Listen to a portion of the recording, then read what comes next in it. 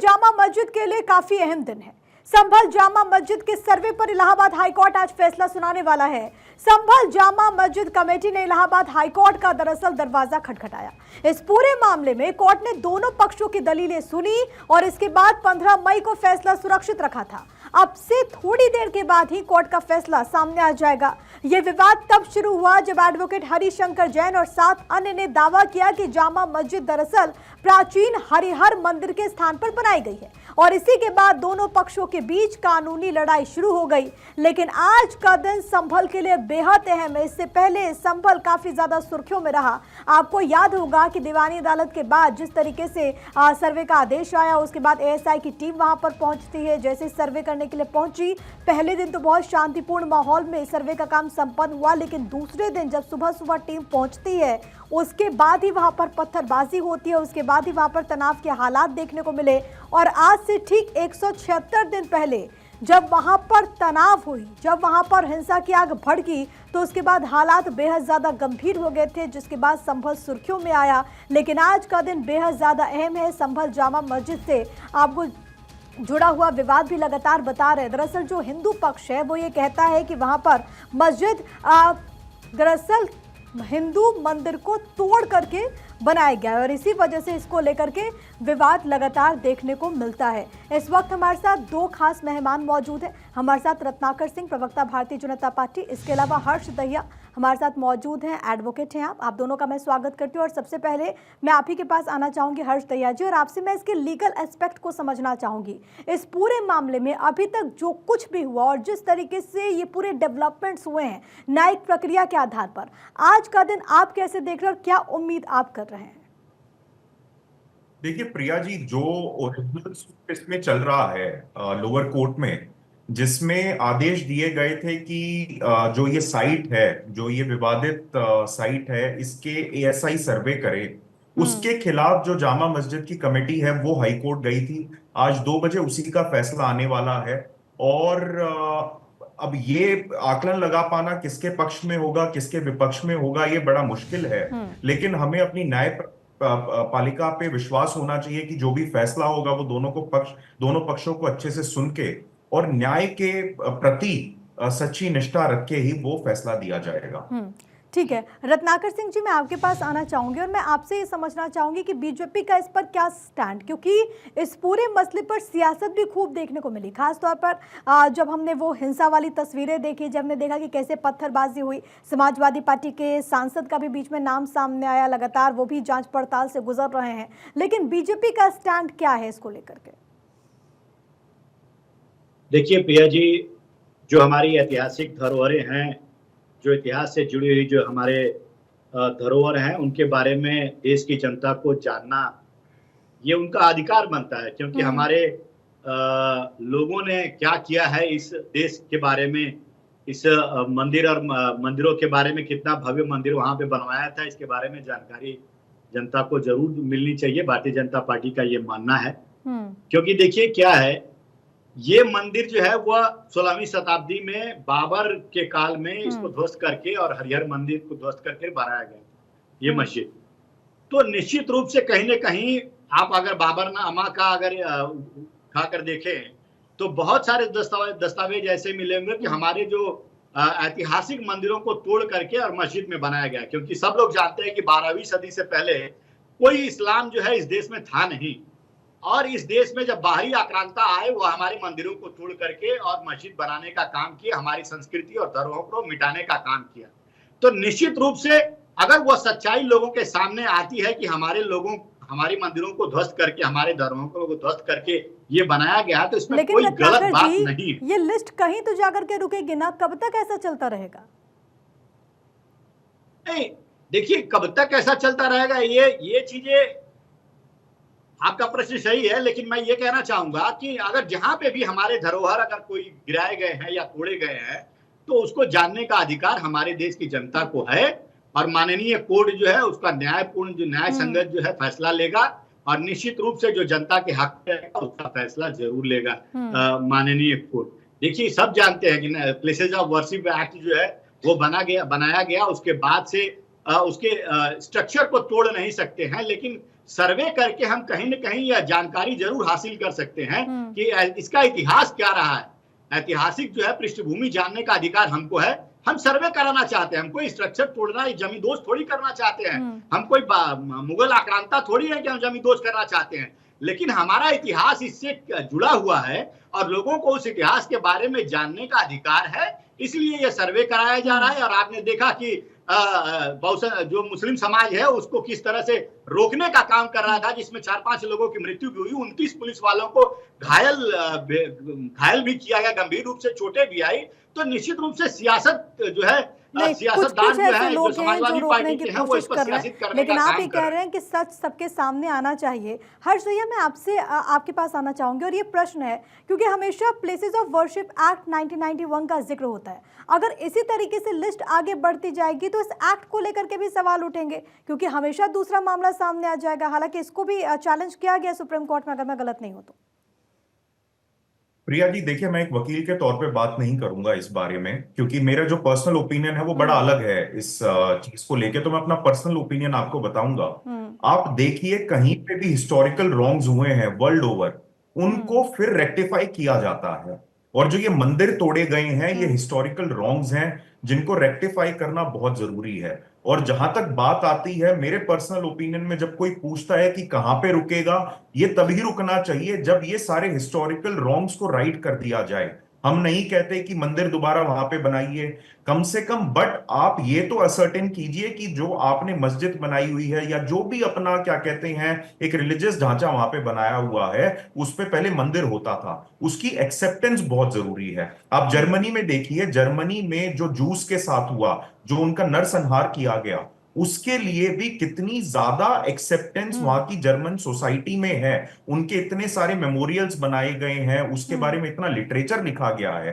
क्योंकि अगर आप अपने इतिहास को ही नहीं जानेंगे, जब आप किसी कम्युनिटी का पूरा इतिहास मिटा देंगे, उनके जो हिस्टोरिक मंदिर्स हैं उनका ढांचा गिरा के अपना आप रिलीजियस वो बना देंगे, तो वो बिल्कुल ठीक बात नहीं है। कहीं ना कहीं ये सब लाइट पे आना बहुत जरूरी है, ताकि जितने भी ऐसे कोई ढांचे गिराए गए हैं, ठीक है, मतलब आप प्लेसेस ऑफ वर्शिप एक्ट में कह सकते हैं कि उनका स्वरूप ना बदले, लेकिन कम से कम ये असर्टेन किया जा सकता है कि वो मंदिर गिरा के या कोई हिंदुओं का रिलीजियस प्लेस, वर्शिप प्लेस गिरा के वो ढांचे बनाए गए हैं, वो बहुत जरूरी है। ठीक है, अभिषेक वाजपेयी, नेता समाजवादी पार्टी, भी इस वक्त हमारे साथ जुड़े हुए। अभिषेक जी, आपका भी स्वागत करते हुए, और लगातार ये बात कही जा रही है अभिषेक जी कि सर्वे से दिक्कत क्यों है?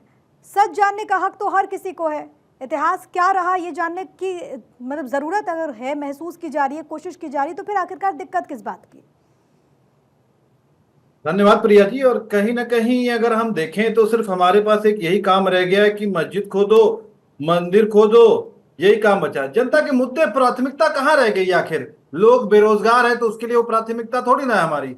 जनता करा रही है, वो प्राथमिकता थोड़ी ना है। आज अर्थव्यवस्था गिर रही है, वो प्राथमिकता थोड़ी ना है। स्वास्थ्य सेवाएं चरमरा रही हैं, वो प्राथमिकता थोड़ी ना है। जाहिर सी बात है कि हमको सिर्फ मंदिर से मतलब होना चाहिए, मंदिर और मस्जिद से मतलब होना चाहिए, इंसानियत का मतलब नहीं है।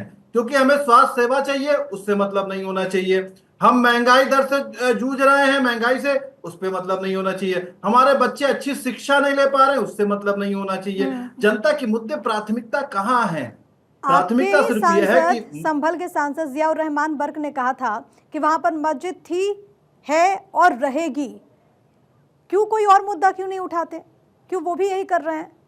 हम तो बराबर से समाजवादी पार्टी हर एक मुद्दे को छू रही है, हर एक मुद्दे को उठाती चल रही है। तो वो भी आदरणीय अखिलेश यादव जी हर एक मुद्दे को बताते चल रहे हैं। तो ये भी तो वही कह रहे हैं ना कि हम भी सभी मुद्दों को उठा रहे हैं और ये तो धार्मिक भावना से जुड़ा हुआ है। बस यही चीज प्रिया जी मैं कहना चाह रहा हूं कि भारतीय जनता पार्टी जब बैकफुट पे होती है, क्योंकि जनता जनार्दन के मुद्दों पर जब उसको जवाब नहीं देना होता है, तो सिर्फ वो मंदिर, मस्जिद, क्या किया क्या नहीं किया, इन्हीं सब चीजों पे लेकर के चलना चाहती है। आखिर वो बाकी किसी चीजों पे बात क्यों नहीं करना चाहती? ठीक है, रत्नाकर जी जवाब दीजिए।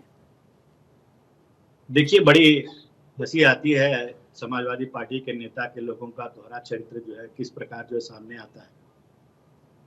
बात ये कह रहे थे कि हम अभी अर्थव्यवस्था पे क्यों नहीं बात करते, रोजगार पे बात क्यों नहीं करते। देखिए, भारतीय जनता पार्टी जो है वह विकास की भी राजनीति करती है और विरासत की भी राजनीति करती है। तो विकास के साथ साथ अगर हमारी विरासत और जो सांस्कृतिक धरोहर है उसको गिराने का काम किसी ने किया है तो उसको भी सहेज करके आगे बढ़ाने का, अपने लोगों तक पहुंचाने का काम हम जरूर करें। अब ये कह रहे थे कि अर्थव्यवस्था गिरती जा रही है, शायद ये समाजवादी पार्टी लोगों के आंकड़े जो है, अर्थव्यवस्था के आंकड़े को देखना चाहिए कि किस तरह से भारत जो है विश्व में चौथी अर्थव्यवस्था बन चुका है। अभी 5वीं से चौथी अर्थव्यवस्था भारत जो बन चुका है, तो देश निरंतर प्रगति के राह पे जो है अग्रसर है। रत्नाकर जी माफी चाहूंगा, इंटरप्ट कर रहा हूं आपको, लेकिन रत्नाकर जी डॉलर के मुकाबले आज रुपया कितना मजबूत हो रहा है? डॉलर के मुकाबले बोल लेने दीजिए। मजबूत है। अरे आप सुनना नहीं चाहेंगे? अरे मैं सुनना ही चाह रहा हूं, तभी आपको बता रहा हूं नहीं लगता, ऐसे चर्चा नहीं हो सकती। एक जगह पे बैठ करके परोसने का काम करेंगे तो काम नहीं अभिषेक जी, चलेगा मैंने ना। आपको पूरा वक्त दिया, हमको बोल लेने दीजिए ना, फिर आऊंगी आपके पास। रत्नाकर जी, आपके ही बातों को मैं आंकड़े के साथ, तथ्यों के साथ प्रस्तुत कर रहा हूँ। बिल्कुल। अर्थव्यवस्था की बात मैंने कह दी। रही बात महंगाई की, तो अप्रैल का जो एपीआई आंकड़ा जो आया है, महंगाई का जो दर आया है, वो भी जरा उठाकर देख लीजिएगा किस तरह से महंगाई दर में कमी आई है। देखिए प्रिया जी, ये समाजवादी पार्टी के लोग वही लोग हैं जो संभल में अगर कोई मारा जाता है तो 5-5 लाख उनके घर के लोगों को मुआवजा देते हैं, लेकिन हमारे हिंदू भाइयों को अगर मस्जिद पे अगर कोई विशेष समुदाय के लोग अगर मार देते हैं, मिश्रा जी को गोली मार दिया जाता है, तो वो इनके घर नहीं जाते और ना ही पूछते हैं। ये ऐसे समाजवादी पार्टी लोग हैं। और ये देखिए, ये दंगाई लोग हैं, ये जानबूझकर इन्होंने दंगा वहां पे फैलाया। मैं काउंटर करूंगा। आरोप लगा देंगे कि भारतीय जनता पार्टी ने फैलाया था।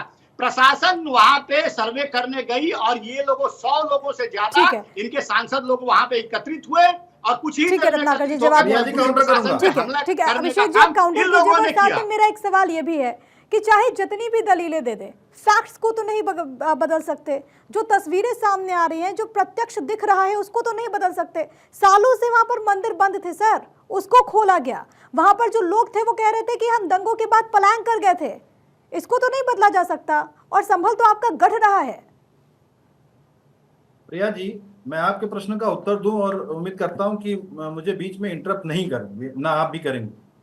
जैसा कि रत्नाकर जी जब बोल रहे थे तो मुझे बड़ी चिंता और हंसी होने लगी, क्योंकि बीजेपी के आईटी सेल का ध्रुव सक्सेना जो था, पाकिस्तान के लिए मुखबरी करता हुआ पकड़ाया था। उसके बाद तारिक अहमद मीर जो मोदी जी के मंच पे खुलेआम थे, वो कौन से आतंकवादी संगठन से थे? हिजबुल मुजाहिदीन से।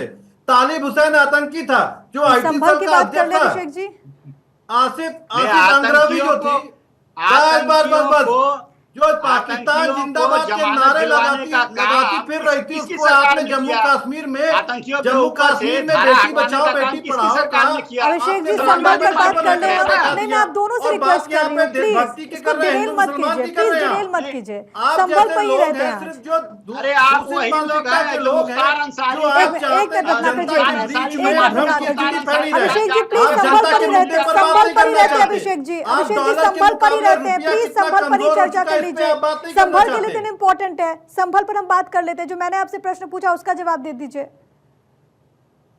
देखिए प्रिया जी, आप उत्तर प्रदेश से लेकर के किसी जगह पे भी अगर कहीं खुदाई करने को आप चालू करोगी ना, तो कहीं पे मंदिर मिलेगा, कहीं पे बौद्ध धर्म के कुछ चिन्ह मिलेंगे, कहीं पे कुछ मिलेगा। ये भारत देश है, अनेकता में एकता हमेशा से प्रसिद्ध रही है और यही हमारी बुनियादी ढांचा है। हम सब लोग जानते हैं, हिंदू भी है, मुसलमान भी है, सिख भी है, ईसाई भी है, हर एक व्यक्ति है। बहुत आप थोड़ा सा गोरखपुर साइड में बढ़ जाइएगा तो बहुत सारे चिन्ह आपको महात्मा बुद्ध के मिल जाएंगे, गौतम जी के मिल जाएंगे। तो कौन सी बात पे आप करना चाहेंगे? आप क्या सिर्फ इन्हीं चीजों पे देखना चाहेंगे? आज हमारी बुनियादी जरूरतें क्या है कि हम हिंदू है या मुस्लिम है। आप ब्लड बैंक में जाते हैं तो क्या खून जब चाहिए होता है तब उसमें आप देखते हैं कि मुसलमान का खून है या हिंदू का खून है? या आप मेडिसिन लेने जाते हैं तो क्या आप इसमें देखते हैं कि ये हिंदू ने बनाया है कि मुसलमान ने बनाया? तब आपकी प्राथमिकता ये होती है कि आपका व्यक्ति जो पेशेंट है वो बचा सके, उनको कंप्लीट करने दीजिए और फिर मैं आपके पास आऊंगी। आप अपने पेशेंट को बचा सके, यही सबसे इंपॉर्टेंट फैक्टर होता है। इन चीजों पे हमको बात करना पड़ेगा। कब तक हिंदू मुस्लिम का रोना रोएंगे?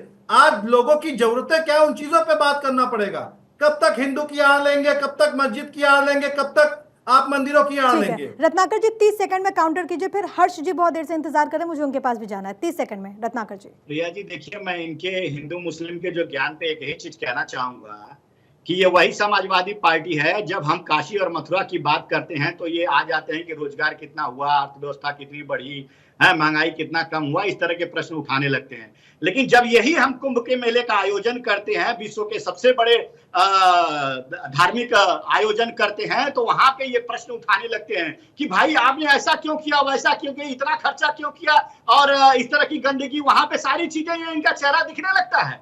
ये क्या दर्शाता है कि आप जो है हिंदू धर्म से संबंधित कोई भी अगर कार्यक्रम होता है तो उसमें आप नुक्ताचीनी करने लगते हैं। लेकिन जब हम कहीं पे मस्जिद, कोई भी मस्जिद हो, उस मस्जिद का सर्वेक्षण करने की बात करते हैं तो यह जो है पूछने लगते हैं कि भैया सियासत तो चलती रहेगी। लेकिन हर्षी मैं आपसे समझना चाहूंगी, एक रत्नाकर जी आपने बोल लिया, हर्षी मैं आपसे समझना चाहूंगी, लोगों की धार्मिक भावना एक तरफ, दूसरी तरफ कोर्ट की पूरी प्रक्रिया जो कि फैक्ट एंड फिगर से चलती है, जो कि प्रमाण से चलती है।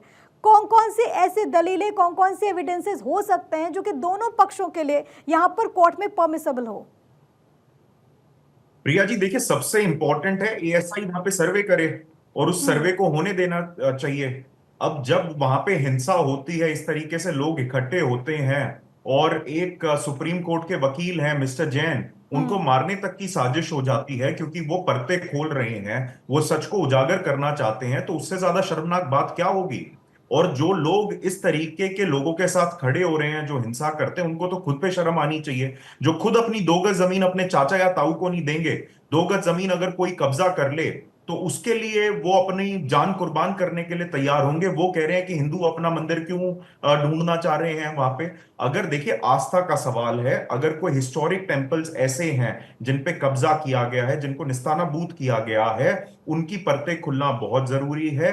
और जो सपा के हमारे बड़े भाई प्रवक्ता जो बात कर रहे थे कि भाई आप हिंदू मुस्लिम की क्यों बात कर रहे हैं, आप मंदिर मस्जिद की क्यों बात कर रहे हैं, आप डेवलपमेंट की बात कीजिए। ये कोई म्यूचुअली एक्सक्लूसिव टॉपिक्स नहीं है कि अगर हिंदू मुस्लिम की बात होगी तो डेवलपमेंट की बात नहीं होगी, या डेवलपमेंट की बात होगी तो हिंदू मुस्लिम की बात नहीं होगी। तो देखिए, किसी भी देश के लिए, किसी भी धर्म के लिए उसकी आस्था बहुत जरूरी होती है। अगर आप आस्था पे प्रहार करेंगे तो इस तरीके के सवाल पूछे जाएंगे। इस तरीके के सवाल पूछना बहुत जरूरी है। और किसी महानुभाव ने कहा है, अगर किसी देश को अपना गुलाम बनाना हो तो उसके इतिहास को मिटा दीजिए, जो ये कई सौ सालों से हमारे। ठीक, उसी में 2 चीज मैं और जोड़ना चाहूंगी। एक तो जो मेरा आपसे सवाल था, एक प्रश्न तो ये कि क्या जो रिटन एविडेंसेस हैं, क्योंकि हिंदू पक्ष की तरफ से ये दलील दी जा रही है कि जो इतिहासकार रहे उन्होंने अपनी किताब में इस बात का जिक्र किया कि वहां पर एक हिंदू मंदिर था।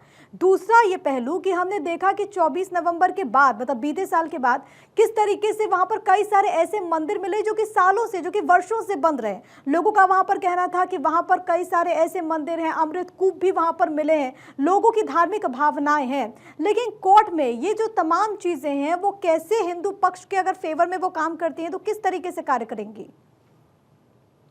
देखिए, कहीं पे भी जब एविडेंस की बात होती है, हिस्टोरिकल कंटेक्स्ट में जब बात होती है, तो इस तरीके के जो रिटन एविडेंसेस हैं, जो क्या कहते हैं, एक तरीके से जो पूरा ऐतिहासिक एविडेंस उसका वो रहा है, वो बहुत जरूरी हो जाता है। कि कहीं ना कहीं कोई विजिटर आया होगा, कि कोई फॉरेन विजिटर आया, उसने उस प्लेस को विजिट किया, उसने उसका उल्लेख किया कि यहाँ पे इस तरीके का मैंने मंदिर देखा। जैसे अयोध्या के आप उसमें भी देखें, अयोध्या का जब मसला था तो उसमें पूरे जो हिस्टोरिकल एविडेंसेस थे उनका सहारा लिया गया। और सबसे जरूरी मैं फिर कह रहा हूं, अगर आप इसकी लेयर निकालेंगे, जब जिसे इंग्लिश में एक्सकवेशन कहा जाता है, जब एक्सकवेशन की जाती है किसी भी साइट की, तो उसका हिस्टोरिकल नेचर पता चलता है। अगर हम या तो कई बार आप ये देखिए, जब ज्ञानवापी की बात होती है तो ज्ञानवापी में तो कोई एक बंदा अपनी आंखों से बता सकता है कि वो मंदिर है, वहां पे तो पूरा मंदिर का ढांचा दिख रहा है, वहां पे पिलर्स दिख रहे हैं, उसके ऊपर गुंबद बनाई गई है। वैसे ही यहां पे अगर एक्सकवेशन होगा, एएसआई का सर्वे होगा, अंदर सुनने में आया है कि काफी सारी मूर्तियां थी जिन पे पेंट किया गया है, जिन पे प्लास्टर किया गया है, अगर ऐसा है तो परतें खुलनी बहुत जरूरी है। और एएसआई के सर्वे के बाद ही इसका जो असली स्वरूप है वो तभी पता चल पाएगा। ठीक है, हिंदू पक्ष ये कह रहा है कि रिटन एविडेंसेस है, दूसरी तरफ मुस्लिम पक्ष का ये कहना है कि आखिर ऐसा कब तक चलेगा, ये प्लेसेस ऑफ वर्शिप एक्ट का उल्लंघन है। अभिषेक जी, आप कुछ कहना चाह रहे थे, आप जो वो कहिएगा। लेकिन साथ ही साथ एक प्रश्न ये भी है कि लोगों की भावनाओं की बात है, ये धार्मिक पहलू है, इसमें भी क्या सियासत जरूरी है क्या? लोगों की भावना का सम्मान करते हुए क्या साथ नहीं दिया जा सकता? प्रिया अभिषेक जी, जी, बस एक लास्ट चीज ऐड करना प्रिया जी, चाहूंगा। प्लेसेस 30 ऑफ सेकंड में। वर्शिप एक्ट भी क्या कहते हैं रिपील किया जा सकता है। सरकार चाहे या कोर्ट उसको अगर असंवैधानिक करार दे दे तो वो भी रिपील किया जा सकता है। कोई भी एक्ट, कोई भी इस तरीके का रूल, कोई it is not set in stone. ठीक हमारा जो लॉ है वो विद टाइम चेंज करना पड़ता है और चेंज करना चाहिए। ठीक है अभिषेक जी।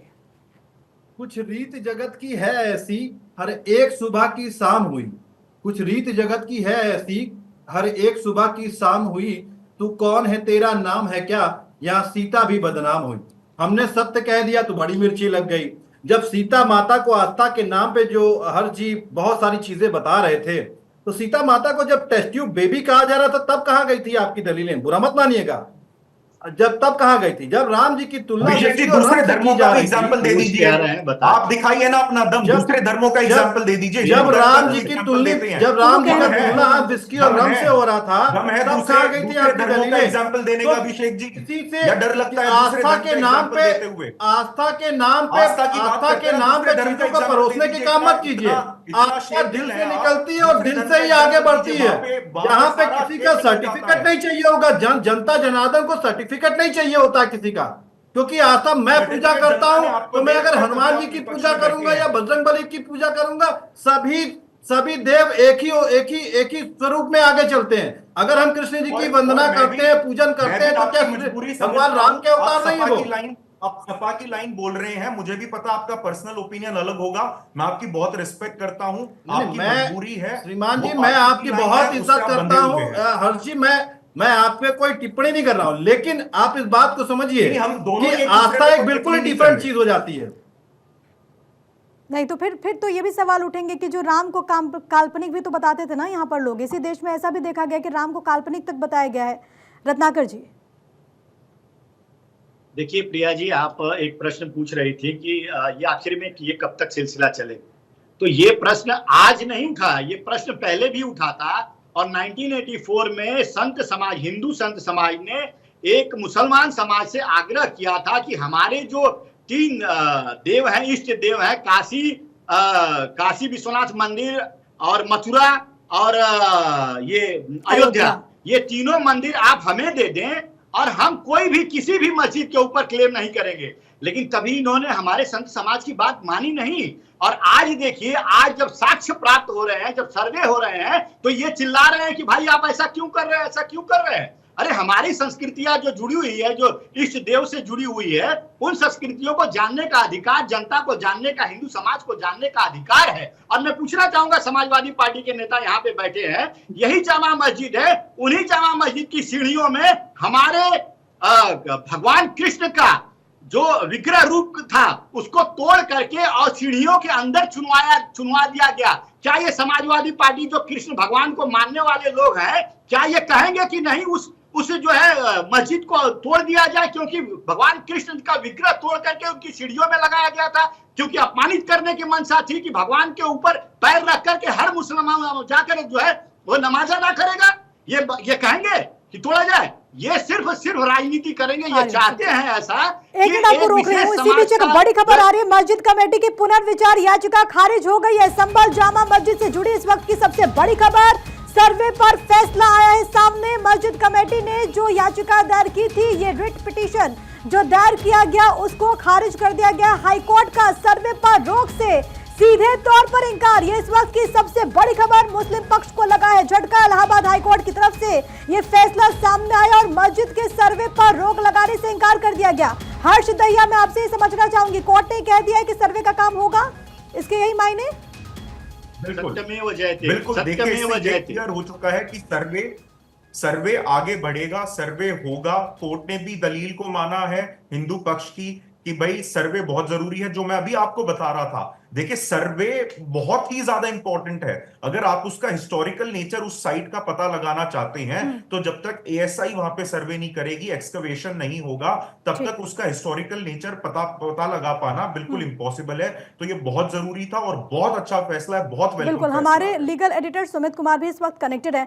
सुमित, कोर्ट ने अपने ऑब्जर्वेशन में क्या कुछ कहा है?